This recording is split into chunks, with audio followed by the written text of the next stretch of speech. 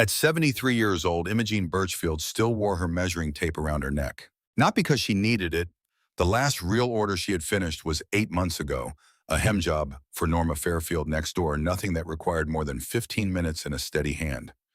But every morning, Imogene reached for that yellow tape the way other women reach for a cross pendant or a wedding ring, and she looped it over her head without thinking, and she went about her day. Some habits do not ask permission before they become part of you. The house on Cranberry Hill Road had been built in 1951, and it looked every year of its age. The front porch sagged on the left side where Mervyn had always meant to shore up the support beam. The kitchen ceiling had a water stain spreading a little wider each winter. The oil furnace in the basement knocked when it first came on in the morning, a slow, rhythmic thudding that Imogene had learned to sleep through the way you learn to sleep through anything that has been happening long enough to feel like company. Mervyn had been gone 2 years. 2 years, 1 month, and some days she did not count because counting felt too much like scorekeeping against a man who could no longer defend himself. He had died the way he had lived quietly and without fuss, a heart attack on a Tuesday morning in November, while he was out in the barn doing whatever it was he did out there. She had found him just after noon when she went to call him in for lunch. He was sitting in the wooden chair he kept beside the workbench, his hands folded in his lap, and for a moment she thought he had simply fallen asleep. She had not gone into the barn since, not once in 2 years. The barn stood at the back of the half-acre lot 30 feet from the house, and every evening when the light failed, Imogene could see a pale yellow glow through the gap at the bottom of its door. Mervyn had wired a single overhead bulb out there, decades ago, run off a separate breaker, and she had never switched it off. She did not examine that decision too closely. It was simply something she had not done. This particular Tuesday morning in late November, Imogene was sitting at the sewing table in the room off the kitchen that had served as her workroom for 40 years. The singer was covered with a piece of blue flannel cloth. The shelf above it held spools of thread organized by color, though the colors had faded and shifted since she last organized them. On the small table beside the chair sat a box of buttons, a pin cushion shaped like a tomato, a stick of white chalk wrapped in a paper sleeve, and a pair of scissors her mother had given her the Christmas she turned 17. She was not sewing. She was doing what she had been doing most mornings lately, which was sitting in the chair and holding the measuring tape and not quite deciding what to do next. The drawer of the Singer cabinet was slightly open. It had been that way for a week, and Imogene kept meaning to close it and kept not closing it, some small part of her unwilling to deal with whatever was inside that she vaguely remembered putting away in a hurry sometime last spring. She reached over and pulled the drawer the rest of the way open. A pin cushion, a spare bobbin, a folded receipt from the fabric store in Rutland, a spool of gray thread, and beneath the spool, a piece of paper folded in half, the fold worn soft from being handled. She did not remember putting that there. She unfolded it. The handwriting was Mervyn's. She would have known it in the dark from the shape of a single letter. He pressed too hard with the pen always, and the letters leaned slightly right, as if being pushed by a wind that only he could feel. The note was short. He had never been a man who used 3 words where one would do. It said, "Don't sell the barn, Imogene." That was all. No date, no explanation, just those 5 words in his heavy, wind-leaning hand. Imogene sat with the paper in her lap for a long time. The furnace knocked twice downstairs and went quiet. Outside, a car passed on Cranberry Hill Road, its tires hissing on the wet pavement. She folded the note back along its existing crease and put it in the pocket of her cardigan. Then she closed the Singer drawer and went to make coffee and tried to understand why her hands were not quite steady. She was still at the kitchen table when Clifford Ramshaw's car pulled into the driveway. Clifford Ramshaw was 48 years old and had the manner of a man who had decided early in life that patience was a performance, and that if he performed it well enough for long enough, people would eventually give him what he had come for. He dressed carefully in the way that men in real estate learn to dress, business casual. Nothing that threatened, nothing that suggested he needed anything from Yoho. He drove a dark blue SUV that he kept very clean. He came with Glennis. Glennis Kettlewell was Mervyn's niece by his younger brother, which made her the closest thing to family that Imogene had in Millhaven now. She was 45 and had her uncle's gray eyes, though in her they held a different quality, watchful where Mervyn's had been simply patient. She had started coming around more frequently after Mervyn died. At first it had been groceries and offers to help with the bills, and Imogene had been grateful in a way she had not expected. Somewhere in the past 6 months, the nature of the visits had shifted, and Imogene had felt the shift without being able to name exactly when it had happened. Glennis came through to the door first the way she always did because she had a key. She was carrying a white bakery box from Hendrick's on Main Street, the good bakery, the one that made the almond pastries Imogene had loved for 30 years. Behind her, Clifford carried a leather portfolio under his arm.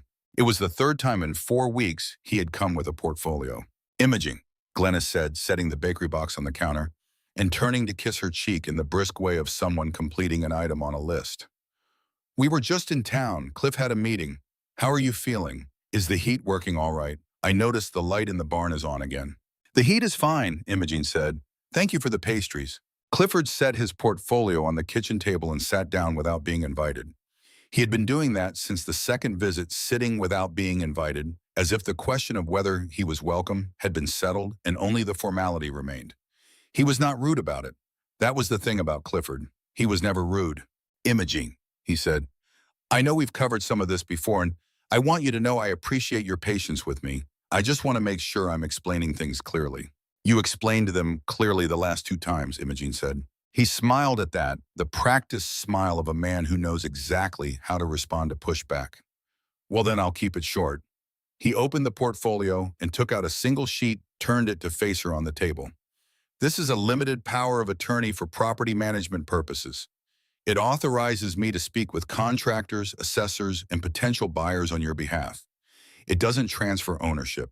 It doesn't commit you to anything. It just lets me do the legwork so you don't have to." "Potential buyers," Imogene said. Glennis was pouring coffee at the counter, her back turned. She did not turn around. "I know that sounds more final than it is," Clifford said. "At this stage, we're just gathering information, understanding what the property is worth, what options exist. Nothing happens without your signature at every step." Imogene looked at the paper. It was 1 page printed cleanly, her name typed at the bottom beside a blank line.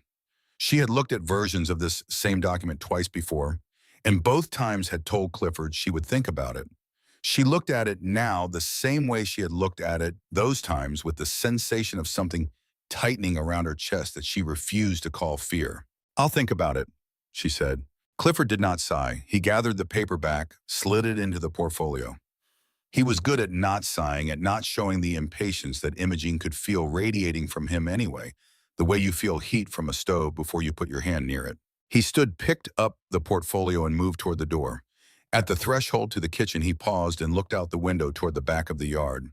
The barn was visible from there, the gray wood siding, the rusted iron fittings on the door, the faint line of yellow light at the base. "That structure," he said, his voice easy conversational. "Mold risk in a Vermont winter, Imogene. If the roof goes and moisture gets into the foundation, it becomes a liability issue. We could have someone come out and assess it, maybe take it down before the snow gets heavy. Save you the trouble of worrying about it." Imogene kept her voice level. "That barn is mine." Clifford turned and looked at her with an expression she could not fully read, something between respect and certainty. "Of course it is," he said. "I just don't want to see it become a problem for you." When they were gone, Imogene went to the kitchen table where Clifford had been sitting. The bakery box was still on the counter. The room smelled of coffee and almond pastry and a faint trace of his cologne, something neutral and professional. On the table, exactly where he had placed his portfolio, there was a ballpoint pen.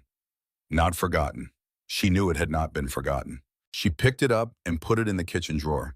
If he wanted it back, he could knock and ask. Norma Fairfield appeared 40 minutes later, which was approximately how long it took her to see Clifford's car leave from her living room window, decide to wait a decent interval, and make her way across the shared driveway. She was 70 years old and moved with the deliberate steadiness of someone who had learned to treat every icy Vermont sidewalk as a personal insult she intended to outlast. She was wearing the dark wool coat, the one Imogene had remade for her in 1999, the year Norma had come home from 6 months of illness, to find that nothing in her closet fit the body she had returned with. The stitching at the shoulders was still straight, Imogene always noticed. Behind Norma was Tammy. Imogene had met Tammy Halsey a handful of times over the years. She was Norma's daughter, 38, drove up from Burlington on some weekends, worked as an accountant for a firm Imogene had never heard of. She had her mother's dark hair, but not her mother's patience. She came in behind Norma and looked around the kitchen with a quick, efficient scan of someone cataloging a room rather than visiting it. "Clifford was here," Norma said. It was not a question. "Third time this month," Imogene said. "Sit down. There's coffee." Norma sat. Tammy stood near the counter leaning slightly, arms crossed, the posture of someone who had come along for the ride and was reserving judgment about whether the destination was worth it. Did he bring papers again? Norma asked. Power of attorney for property management. Same as before, more or less. Norma made a sound that was not quite a word. Mom told me about this situation, Tammy said from the counter. Her voice was not unkind, but it was direct in the way of someone who had spent years working with numbers and had developed a preference for clean statements. About the house, the barn, what he's been proposing. She paused. Can I say something that might be uncomfortable? You can say what you like, Imogen said. Clifford Ramshaw isn't wrong about some of the practical problems, Tammy said. The roof needs work, the furnace is old, and you're alone here in a Vermont winter. Those are real things. The question isn't whether the problems are real. The question is whether Clifford has your interests in mind when he offers to solve them, or whether he has someone else's. Norma looked at her daughter. That's the whole question, Tammy. I know, Tammy said. I'm just saying both parts of it are true. The problems are real and his motives might be bad. You can't fix one by ignoring the other. Imogene looked at the accountant's daughter leaning against her kitchen counter, speaking truths that landed the way flat stones land in cold water, not violently but completely. She had been telling herself the problems were real for 2 years in the quiet way you tell yourself things you do not want to hear. After Norma and Tammy left, Imogene sat in the sewing room until the light through the window went flat and gray. She took the note out and read it again.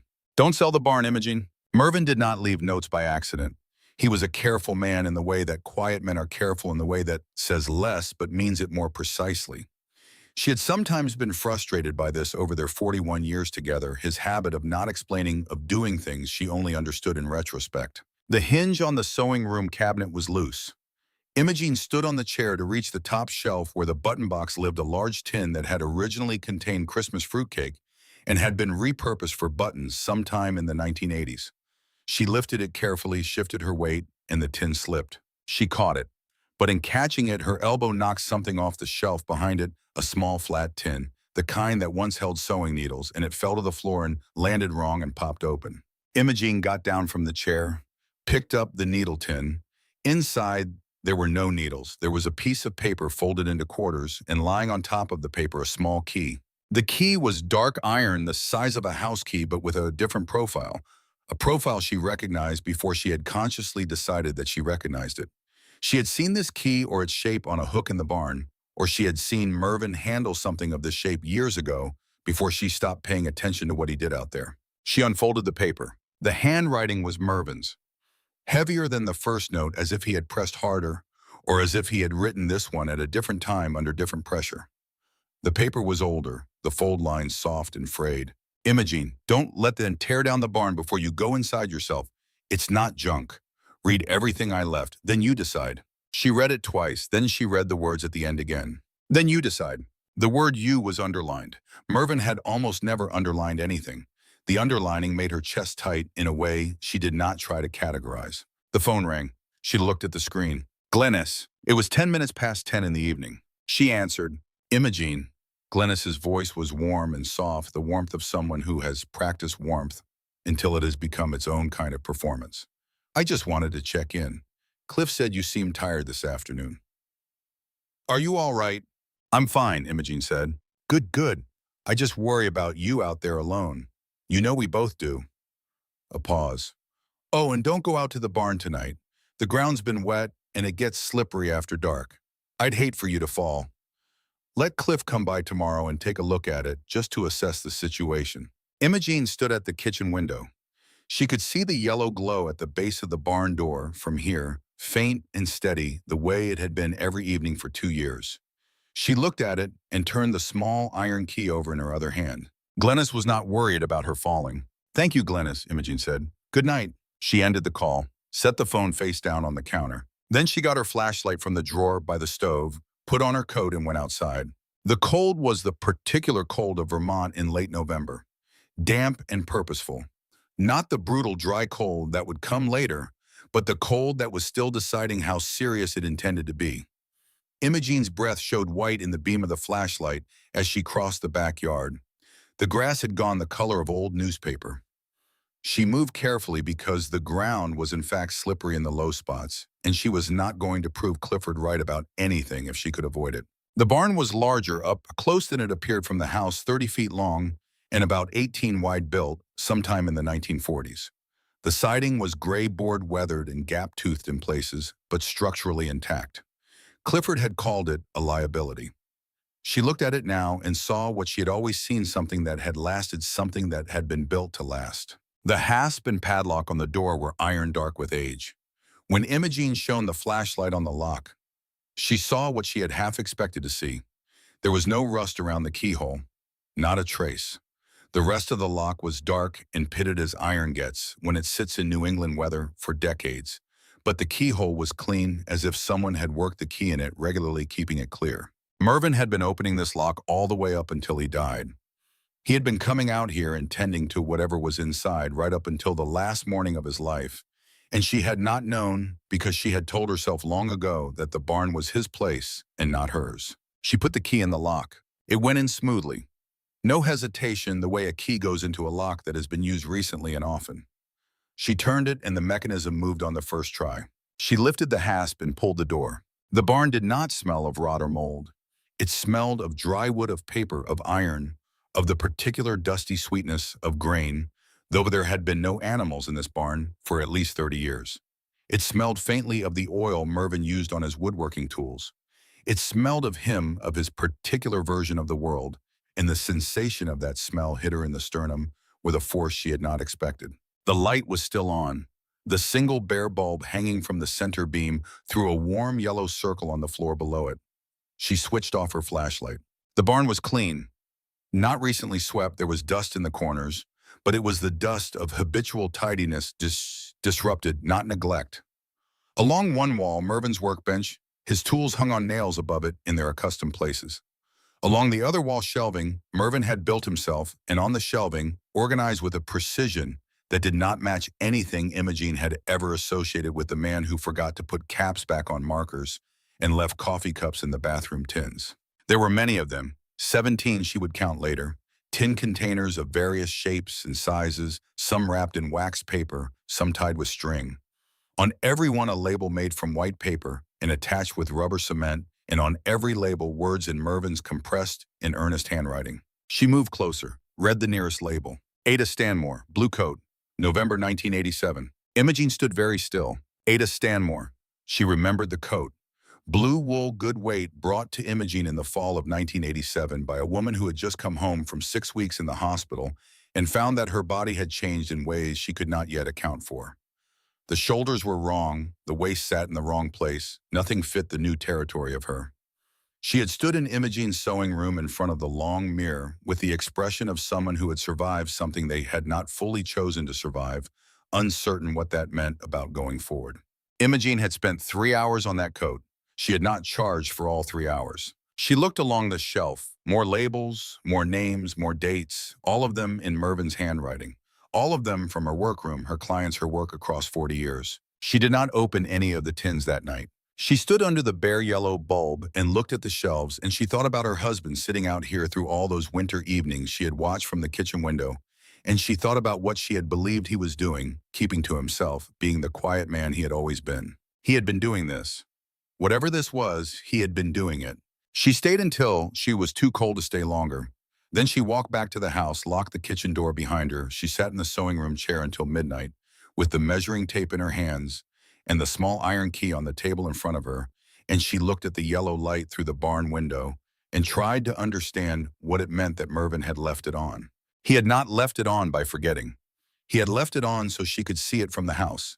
He had left it on every evening for years so that wherever she was in the house, she could look out and know that something was lit out there in the dark. She understood this now, too late to tell him in the way you understand things, when the person you needed to tell is no longer available to be told. She put the key in the pocket with his note and went to bed.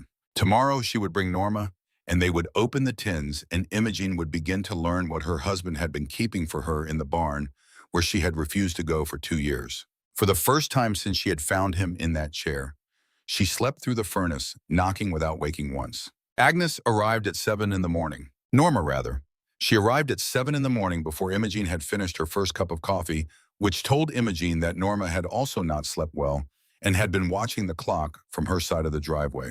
She came in without knocking, which was their arrangement of 30 years, and she stood in the kitchen doorway, still in her coat, and looked at Imogene's face and said nothing for a moment. "The barn," Imogene said. "The barn," Norma agreed. They went together across the backyard in the thin gray light of a Vermont morning that had not yet decided to be fully day. The ground was harder than it had been the night before. A skin of frost had formed on the low patches where water collected, and their breath showed in small, quick clouds. Norma walked beside Imogene without taking her arm, which Imogene appreciated. Norma had always understood the difference between offering steadiness and implying someone needed it. Imogene unlocked the barn. The smell hit her again the way it had the night before, dry wood and old paper, and something underneath both that she was not going to let herself think about too directly. Norma stepped inside and went still. She looked at the shelves the way you look at something your brain needs a moment to categorize. Then she moved toward the nearest tin slowly. "Mervyn made these labels," she said. "Yes." Norma touched the edge of one label without lifting the tin. "How many?" 17, I counted last night." Norma stood looking at the rows for a long moment. Then she turned and looked at Imogene. "Should we?" "That's why we're here," Imogene said. They started at the left end of the top shelf, working in the order Mervyn had arranged them because Imogene could not bring herself to work in any other order. Whatever logic he had used, she was not going to dismantle it without understanding it first. The first tin was 80 Stanmore. Blue coat, November 1987. Opening it was different from reading the label. Inside, wrapped in a square of wax paper, was a photograph. Black and white, taken indoors, the image slightly overexposed on one side where a window had let in too much light. A woman stood in front of a mirror in a wool coat with good shoulders, and beside her, leaning slightly, pinning something at the hem, was a pair of hands that Imogene recognized before she recognized the face above them. Her own hands. Younger, steadier, but unmistakably hers. Under the photograph, a letter. Imogene unfolded it. The handwriting was a woman's, neat and careful, the kind of handwriting taught in grade school in the early 60s and maintained by habit ever since. She read it once silently. Then she read the opening line aloud quietly to no one in particular. "Mrs. Birchfield fixed this coat 3 weeks after I got out of the hospital. First time I walked outside without wanting to turn back." Norma made a sound that was not quite a word. Imogene set the letter on the workbench beside her, moved to the next tin. "Norma Fairfield. Dark coat. Winter 1999.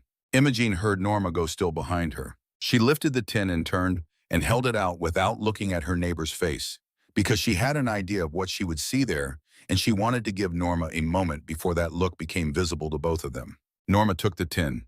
She stood holding it in both hands for a long time without opening it. Then she lifted the lid. Inside was a piece of paper folded twice the folds worn soft from age. Norma unfolded it, read it. Her hands did not shake, but they became very careful, the careful of someone holding something that might not survive rough treatment.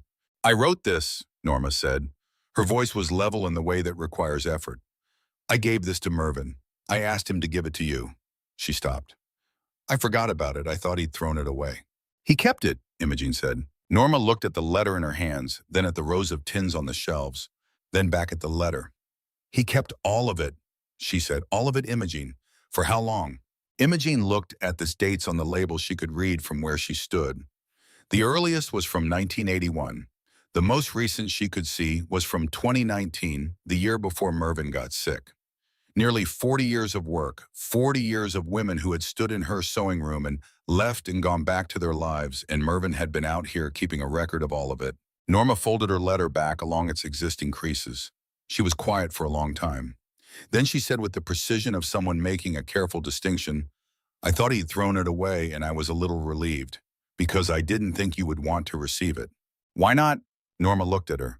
"Because you always called your work just sewing." Imogene had no answer for that. She picked up the third tin instead. It was mid-morning when Tammy Halsey appeared in the barn doorway. Imogene heard the crunch of footsteps on frozen ground before she saw her, and she looked up from the tin she was examining, which was labeled Ruth Westover. Wedding, 1993. And inside it was a photograph of a young woman in an altered dress standing straight for the first time in Imogene's memory of her, and a letter in a smaller envelope tucked beneath the letter that Mervyn had labeled for Imogen. "She needs to know this one." Imogene had not opened that smaller envelope yet. She had put it in her coat pocket and kept going. Tammy stood in the doorway in her good wool coat from Burlington and looked at the barn with the same cataloging expression she had used in the kitchen the day before. Her eyes moved from the workbench to the shelves to the open tins to the photographs and letters laid out in careful order. "Mom told me you were out here," she said. "I thought I'd see if you needed anything." Norma, who had been sitting on the stool at the workbench reading her own letter, again looked at her daughter with an expression Imogene could not fully interpret, something between surprise and the particular resignation of a parent who has long since accepted that their child and their best friend will never approach the world from the same direction. "We're fine," Imogene said. Tammy came in anyway. She moved to the nearest open tin, looked at the label, looked at the contents without touching anything. Her expression as she read was unreadable, which was different from blank. She was thinking. Imogene had begun to understand that this was Tammy's default state thinking before speaking. "Who is Dr. Arabella Tanner?" Tammy said. It was not exactly a question. Norma looked up. "Arabella works with the Millhaven Historical Society. She focuses on everyday material, culture, domestic history." "Why?" "Because I've been researching her since yesterday," Tammy said. "And she seems to be the kind of person who might have an opinion about what this is." Imogene looked at the accountant's daughter. "What do you think this is?" Tammy took a breath. The breath of someone choosing their words with the care of a person who prefers precision to kindness when forced to choose between them. "I think this is either a very private collection of personal documents with sentimental value," she said, "or it is a 40-year archive of social history that happens to be located on a piece of property that Clifford Ramshaw wants to acquire before anyone understands what it contains." She paused. "I think you need someone who can tell you which one." The barn was quiet for a moment. Outside, a crow called once and was silent. "Call her," Norma said to her daughter. Tammy had her phone out before Norma finished the sentence. Arabella Tanner arrived that afternoon in a gray jacket and sensible boots, carrying a canvas bag and a clipboard, and she asked to remove her shoes at the door of the house before she came in, which was not something Imogene had expected, and which immediately disposed her to trust the woman in a way that no amount of credentials would have accomplished. She was 58, with close-cropped gray hair and the kind of quiet authority that comes not from title, but from years of paying careful attention to things other people have decided are not worth their attention. She moved through the barn, slowly reading each label before touching anything building a picture, before drawing conclusions. She spent a long time with the sewing ledger. Imogene had not thought of it as a sewing ledger. She had thought of it as the notebook she kept measurements in, the soft-cover composition book with the marbled cover that she had filled and replaced 3 times between 1978 and 2018. Mervyn apparently had found them and brought them out here. Arabella read without hurrying. She turned pages with the deliberate care of someone handling something important. Imogene watched her and tried to read her face and mostly failed. After a long time, Arabella closed the ledger and set it on the workbench and looked at Imogene directly. "Mrs. Birchfield," she said, "this isn't a sewing ledger." Imogene waited. "These notes," Arabella said, touching the cover of the composition book without opening it again, "document the lives of women in Millhaven from 1978 to 2018. Not their names primarily, though the names are there. What they needed, what they were going to, what they were coming back from, what they were trying to become." She paused. "You wrote that one client needed a black dress and should not be asked questions. You wrote that another needed the shoulders let out because she had gained weight after surgery and felt ashamed of it, and you wanted her to stop feeling ashamed. You wrote these things as reminders to yourself, as working notes, but they are a record. The kind of record that disappears because nobody thinks to save it. The kind that historians spend their careers trying to reconstruct from fragments." The barn was very quiet. Norma was sitting on the stool and not looking at anything specific. Tammy was standing near the door with her arms at her sides rather than crossed, which Imogene noticed because it was different from her usual posture. Imogene said, "It's a sewing ledger." Arabella looked at her with the patience of someone who has had this exact conversation before with people who have been telling themselves a diminished version of their own story for so long that the diminishment has become the story. "With respect," Arabella said, "it's both. And what makes it both is exactly what makes it irreplaceable." Then Tammy spoke, and Imogene was grateful to her for it because it broke something in the room that had been building too much pressure. "Dr. Tanner," Tammy said, "I don't want to be the one who says this, but someone needs to say it. Telling Mrs. Birchfield that this has cultural value doesn't protect it from a deed transfer. Clifford Ramshaw is coming back with a notary, probably by the end of the week. Whatever this is, it only matters if there's still a barn to keep it in. Arabella looked at Tammy with an expression that seemed to contain a measure of respect. You're right, Arabella said. That's why we need to start documenting today. They worked until the light failed. Arabella photographed each tin, each label, each letter that Imogen consented to. She photographed the ledger page by page. She made notes on her clipboard in her careful handwriting, cross-referencing dates and names where Imogen could supply them. Tammy made a list in a spreadsheet on her phone, not because anyone had asked her to, but because it was the thing she knew how to contribute. Norma made tea and brought it out to the barn in 2 trips, and no one commented on the fact that she'd been crying quietly near the back wall for approximately 40 minutes while the work went on around her. Clifford called at 4:30. Imogen was standing at the barn workbench with a tin labeled Dorothy McAllister. Interview dress, April 2003, open in front of her when her phone rang. She answered. Imogen. His voice was easy, the ease of a man who has planned the conversation and is not concerned about its outcome. How are you doing today? I wanted to touch base about this week. I've got someone I'd like you to meet. Who? A gentleman who's been looking at properties in this area. Good people, very straightforward. I thought if we could just sit down, the 3 of us, you could hear what he has in mind directly. Sometimes it's better to talk face to face. Someone who wants to buy my house, Imogen said. A pause. Brief. Then I wouldn't frame it that way at this stage. How would you frame it? As an introduction. A conversation. Nothing is decided until you decide it. Imogen looked at the rows of tins on the shelves and the photographs Arabella had laid out on the workbench and the composition book that Arabella had decided was a map of women's lives and that Imogen had spent 40 years thinking was a sewing ledger. When, she said. Thursday morning, if that works. I can bring Glennis. All right, Imogen said. Thursday. She ended the call, turned back to the workbench. He's bringing a buyer Thursday, she said to the room. Arabella stopped writing. Tammy looked up from her phone. Norma came in from the back of the barn where she had been reorganizing tins that did not need reorganizing. Then we have 2 days, Arabella said. It was later after Arabella and Tammy had gone and Norma had walked back to her own house that Imogen sat alone in the barn on Mervin's stool and took the small envelope from her coat pocket, the one from inside the Ruth Westover. Wedding tin, the one Mervin had labeled for Imogen. She needs to know this one. She had been carrying it for 6 hours. She opened it now. Mervin's handwriting inside, not a letter exactly, more like notes, the way he wrote when he was working something out.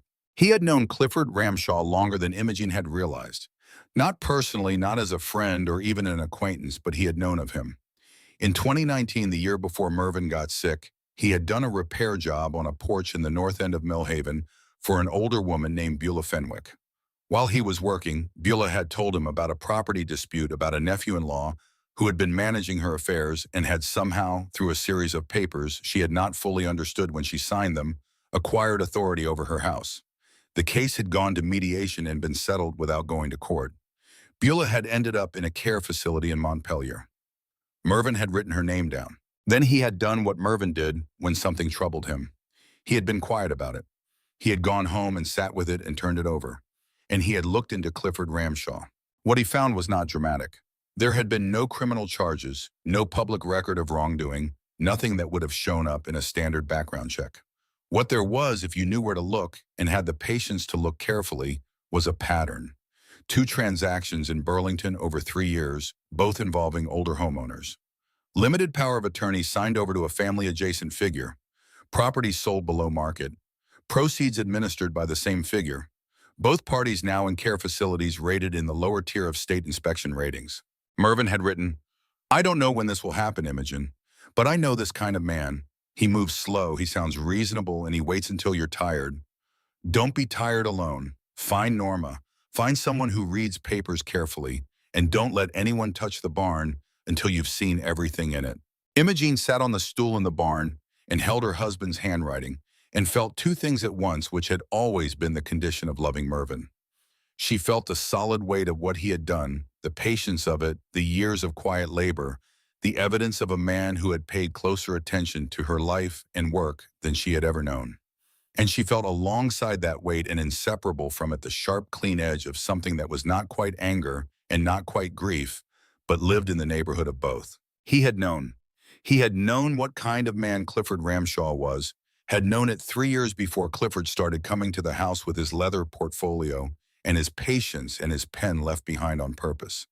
And Mervyn had said nothing, had not warned her directly, had not sat her down and told her what he had learned, had instead gone out to the barn and written it on a piece of paper and put it in a tin and locked the door. She said his name aloud in the empty barn, quietly, not expecting an answer.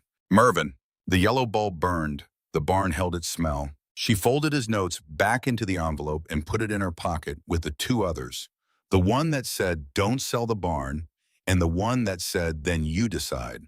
3 pieces of paper from a man who had never found it easy to speak directly, had never in 41 years managed to sit down across from her and say simply, "I see you. I see what you do. I have been watching and keeping track, and what you have built matters." But had spent years in this barn saying it in the only language that had ever come naturally to him. The anger was real. She was going to keep the anger. It was hers and she had earned it, and she was not going to tidy it away because the circumstances made it complicated. But she was also sitting in the barn at the end of this particular day, beginning to understand that the anger and the other thing, the heavier and warmer thing, were both correct, both true at the same time. Mervyn had been a man of significant limitations, and he had worked within those limitations to leave her the most careful and considered gift he knew how to give. And she was furious at him, and she was grateful to him, and she suspected she was going to be both for the rest of her life. She stood up. Her back ached from bending over tins all day. She turned off the barn light. She walked back to the house in the dark, knowing the ground well enough after 73 years to find her way without a flashlight. Inside, she took off her coat and hung it on the hook by the door and stood in the kitchen for a moment looking at nothing in particular. Then she went to the telephone and called Norma. "He knew about Clifford," she said. 3 years ago, he wrote it down." Norma was quiet for a moment. "How much did he write down?" "Enough," Imogene said. "I need you to bring Tammy tomorrow. Tell her to bring her laptop." The next morning, Tammy confirmed the 2 Burlington transactions, both documented in public records, both following the same pattern Mervyn had identified. She printed the documents at Norma's house and brought them to Imogene's kitchen table. The names were different, but the shape was the same, and the shape was very clear once you knew what you were looking at. Clifford signed a placement contract for an I. Birchfield at Millbrook Gardens Senior Care, Tammy said. 6 weeks ago, I found it in the county filing database this morning. Imogene set down the documents. 6 weeks ago, before any of this, before the first time he came with papers. He had already arranged where you were going. The kitchen was very still. The facility is 40 miles from Millhaven. Tammy said, her voice careful, the care of someone delivering information they know will cause pain. Shared rooms. It's rated 2.1 out of 5 on the state inspection database. The most recent inspection cited inadequate staffing and issues with heating in the residential wing. Imogene looked at the pages for a long time. Tammy had confirmed and documented what Mervyn had sensed years before, the pattern now on paper undeniable.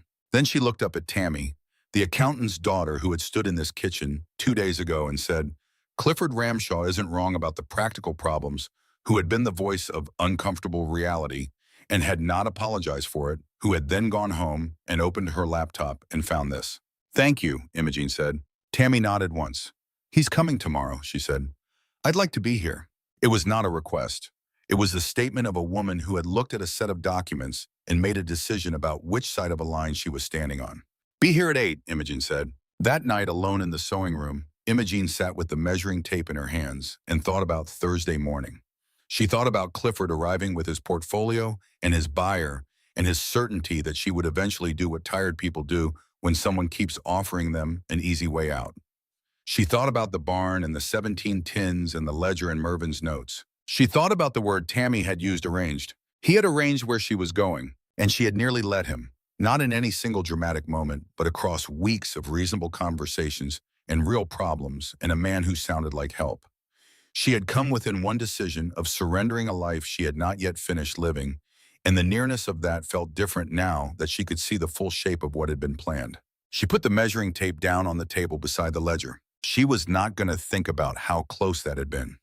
She was going to think about Thursday and what needed to happen so that when Clifford arrived with his buyer, the ground would not be the ground he expected. Outside, the first real snow of the season had begun to fall, blanketing the yard, covering the driveway, covering the ground around the barn, filling in gradually, making the yard look like something that had not yet been decided about. The barn light was on. She had forgotten to turn it off again. She looked at it from the sewing room window, that steady yellow glow in the white dark, and she thought tomorrow there would be people in this house who were on her side, and that was something Mervyn had told her to find, and she had found it, and Thursday was coming, and she was not going to be tired alone. Thursday arrived the way difficult days tend to arrive in New England, quietly and without announcement.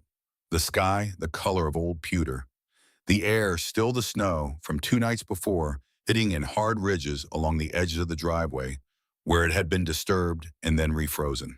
Imogene was up at 5:30. She had slept, which surprised her. Not well, not deeply, but she had slept, and she woke with the particular clarity that sometimes follows a night of imperfect rest, everything slightly sharper than usual, the edges of things more defined. She dressed carefully, not in anything special. She was not performing anything. She put on her good wool cardigan, the dark green one, and she put the measuring tape around her neck, the way she did every morning, and she went downstairs. By 7:15, the kitchen table held the following: the sewing ledger open to the middle, a selection of photographs from the tins, 8 of them arranged in a loose row.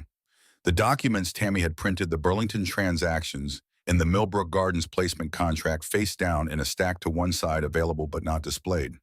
Arabella's preliminary documentation from the Millhaven Historical Society, 3 pages clipped together. And in the center of the table, the 3 notes Mervyn had written, unfolded and laid flat. Imogene looked at the table for a long time before anyone else arrived.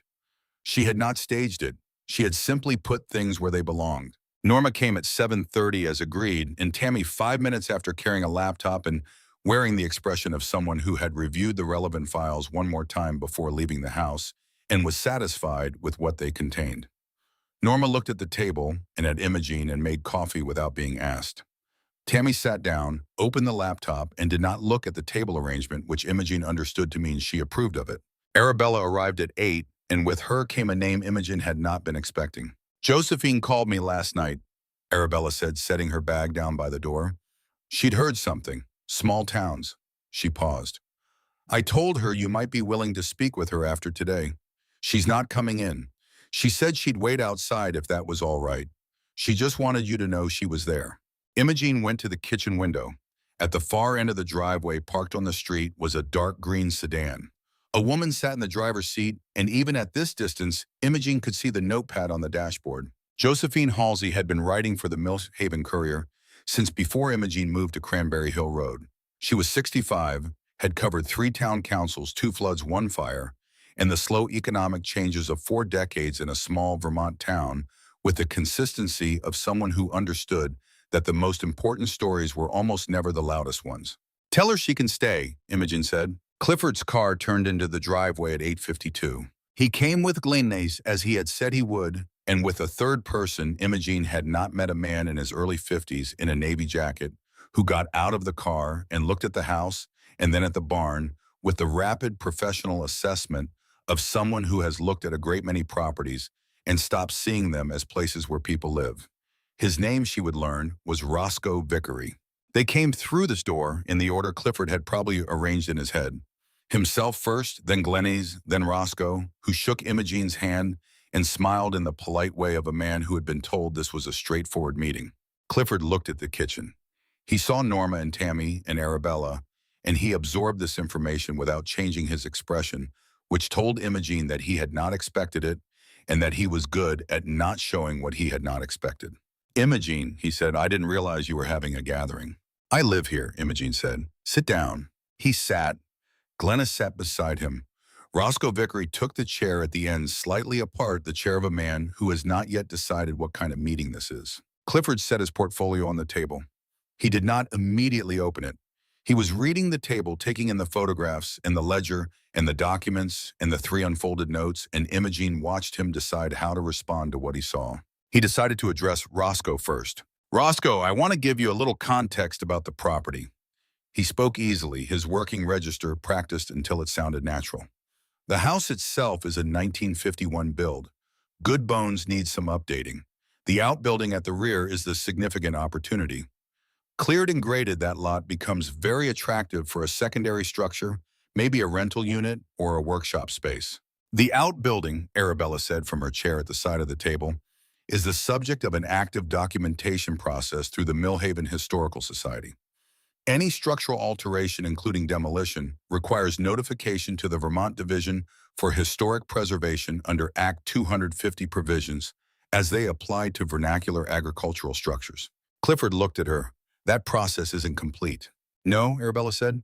It began 2 days ago. It's ongoing. The documentation exists. Roscoe Vickery had stopped smiling. He was listening carefully now, the careful listening of a man recalculating. Clifford opened his portfolio. He took out the power of attorney document, the same document Imogene had seen 3 times now, and he placed it on the table. He placed the pen beside it.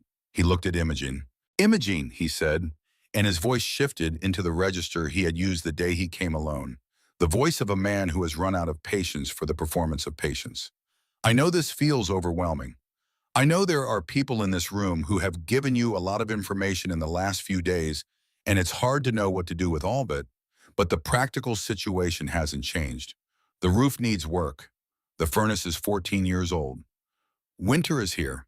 This gentleman, he nodded toward Roscoe, is prepared to offer a fair price and move on a reasonable timeline. You would have enough to live comfortably. You would not have to worry about any of this anymore. He said it kindly. That was the thing Imogene had to keep reminding herself of, that he said everything kindly, that the kindness was the instrument and not the message. She did not look at the pen. She looked at Roscoe Vickery. Mr. Vickery, she said, when you got out of your car, you looked at the barn and you said demo that first, before you said hello to me. Roscoe Vickery had the decency to look briefly uncomfortable. I was speaking generally about development possibilities. You were speaking about my property, Imogene said, as though the question of whether I was going to sell it had already been answered. The kitchen was quiet. Norma was standing by the counter and not moving.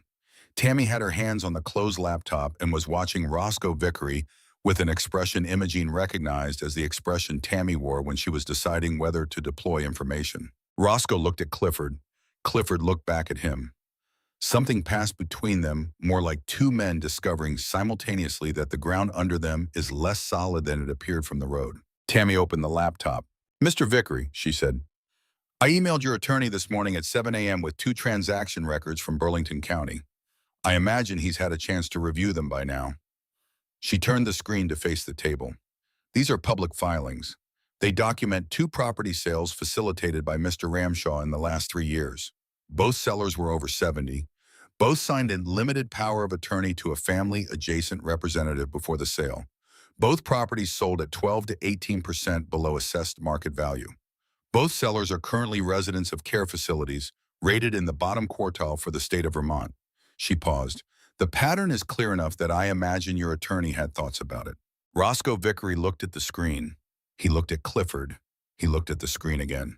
Clifford said, Tammy, I don't know where you're getting your information, but this is a family matter, and I'd ask you to— I'm not family, Tammy said. I'm a neighbor, and these are public records. The kitchen was very still. Roscoe Vickery stood up. He did not do it dramatically. He did it the way a man stands up when he has made a business decision and does not feel the need to explain it at length. He straightened his jacket. He looked at Imogene, not at Clifford, and when he spoke, his voice had lost its professional ease and had become something plainer and more direct. Mrs. Birchfield, I apologize for coming to your home under these circumstances. I was given to understand that you were ready to sell and that this meeting was a formality. He picked up his coat from the back of his chair. I don't participate in arrangements that look like this. I hope you understand that I mean no disrespect to you personally. He left. The door closed behind him without drama, a soft click that was somehow louder than a slam would have been. The kitchen held the silence for a moment. Then Clifford closed his portfolio. The snap of the clasp was sharp in the quiet room. He looked at Imogene. The patience was gone, now fully gone, and what was underneath it was not rage, but something colder. The cold of a man who has invested significant time in a project and is watching it fail. You understand, he said, that you've just made your situation considerably harder. The roof isn't going to fix itself. The furnace? I know about the furnace, Imogene said. I've lived with it for 14 years. I know exactly what it sounds like when it's about to go, and it doesn't sound like that yet. Eventually it will. Eventually I'll deal with it. She put both hands flat on the table. Clifford, I want you to hear me say this clearly without any confusion about what I mean. I am not signing this document. I am not signing any document you bring to this house. If there comes a day when I need help managing this property, I will find that help myself through people of my own choosing on a timeline I determine. She paused. And I want you to take the key back from Glennis. Glennis made a sound small and involuntary. Clifford picked up his portfolio. He picked up the pen from beside the unsigned document and put it in his breast pocket, a gesture that struck Imogene as oddly final, the closing of something.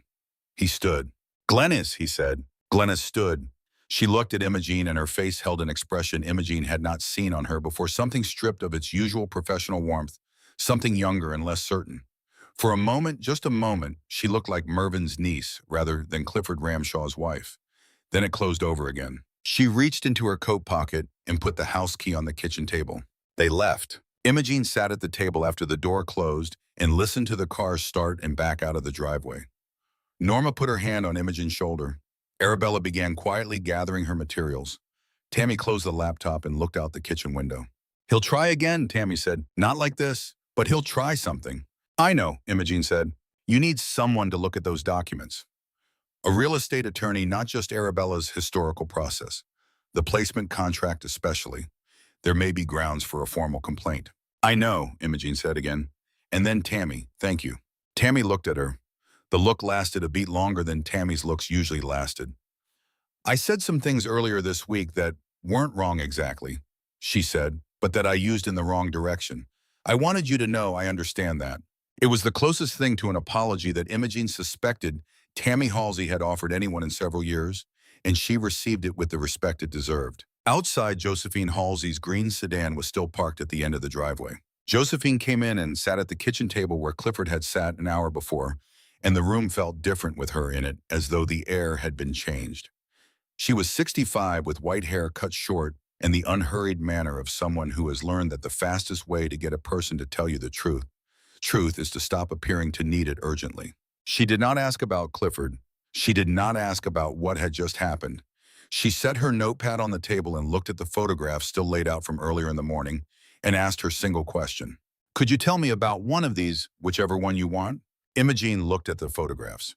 She picked up the one from the Ada Stanmore tin, the woman in the blue coat before the mirror, the overexposed light from the window, the hands at the hem that were her own hands 36 years younger. She told Josephine about Ada Stanmore, who had come to the sewing room in November of 1987, 3 weeks after a hospital stay that had changed her body in ways she was still learning. She told her about the 3 hours in the shoulder seams and the way Ada had stood in front of the mirror at the end and gone still for a moment before she said thank you, the particular still of someone who has just seen themselves in a way they had not expected to be able to see themselves again. Josephine wrote. She did not look up while Imogene spoke. When Imogene finished, Josephine set her pen down. How many of these are there? She said, gesturing at the photographs. 17 tins, Imogene said. I've opened 9. Some of them have more than one story. Josephine looked at the barn through the kitchen window. How long did your husband work on this? Nearly 40 years, Imogene said. I didn't know. Josephine was quiet for a moment. Then she said, Mrs. Birchfield, I've been writing about this town for 30 years. I've covered every council meeting and every budget fight and every flood and every fire. And the stories I've been proudest of are the ones nobody thought were stories at all. She picked up her pen. I'd like to write about this if you'll let me, not about Clifford Ramshaw, not about property disputes, about Mervyn and what he built out there and why, and about the women in the ledger without names unless they consent, about what it means that someone thought to save it. Imogene looked at the notepad in Josephine's hands, at the photographs on the table at the ledger open to a page in 1994, where her own handwriting had noted that a client needed a hem let down and had lost weight again after a difficult autumn and should be handled gently. Don't use names from the ledger without asking, Imogene said. Some of those women are still here. Some of them have daughters in this town.